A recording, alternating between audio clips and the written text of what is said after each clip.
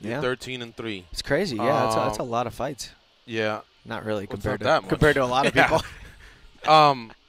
You think you'll make it to 20 fights? 4 more fights?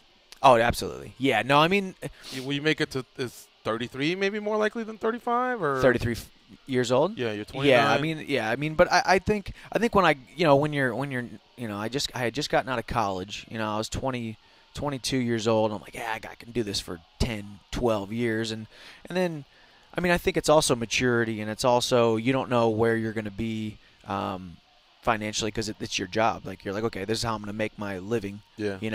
We'll see what happens, and I want to get to a point where I'm like, you know what, I love this sport and I love what it's given me and I love the fans and I appreciate everybody, but I think it's time to pull a Barry Sanders and walk away. And because I don't reference Barry Sanders definitely went out. Yeah, and it's one of those things where you love the fans and you love their opinion and you love their input, positive and negative. But at the end of the day, you can't be controlled by them either. So when Barry Sanders walked away, I'm sure there was a ton of fans who were like, no, but at the end of the day, it's not his job to beat up his body to entertain you. There's going to be another guy coming.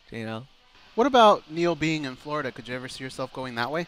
No. I mean, I would go train with him. I mean, Neil, even just being – I haven't seen Neil since my fight until now, and just being around him, man, he's the greatest coach in mixed martial arts. He's the most underrated coach in mixed martial arts, and not just grappling coach. He's the best grappling coach in the world for sure. But he's a great motivator. He's a great friend. He's loyal. He's the nicest guy you'll ever meet. The Black Zillions hit a freaking grand slam by getting him. I don't think I would ever move or change. Well, no, I mean just like a couple weeks. Oh yeah, absolutely. Yeah, absolutely. I don't really like Florida, and it's all the way across the country. That's the other thing. My wife and I, we love San Diego. We love being out here on the West Coast, and that would be a tough thing to deal with and do. But Neil is great, and the more I can work with him, the better. You know what I really did there? What? I did this, George, and I got him. So what happens when you walk in and Mr. Eddie Alvarez is sitting over there? I say, Eddie, let's do this, buddy. What kind of conversation is that like? I got nothing against Eddie, and I mean he likes me, I like him, without really knowing each other or without actually liking each other. We're like, nah, we're 1-1. I mean, we can call it 1-1, but he knows he lost the second fight. His coach knows he lost the second fight. Why do you say that though? Why? Because go watch the fight, and Henry Hoof is putting ice on him. He's like, okay, you got to get him out of there. You got to get him out of there. So basically, you have to finish him to win this fight. And then when they raised his hand, he jumped up and almost had a heart attack because he.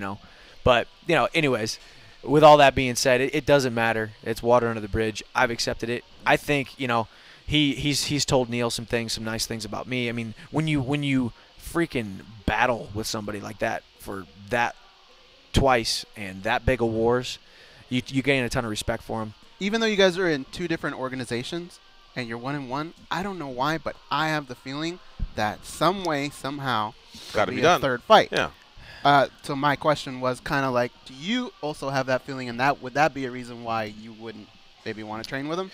No. I mean, shoot. I mean, you got to remember, I came from that wrestling background. I mean, I wrestled Jordan Burroughs 4 times in 1 year. Like he was a Nebraska guy, I was a Missouri guy.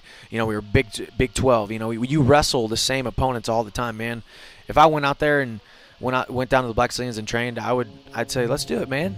Let's try not to take any brain damage, like we did in those two fights. Yeah. But let's work, I mean, I respect Eddie. The dude fights hard, trains hard, I imagine. And he's a good training partner. So we'll see.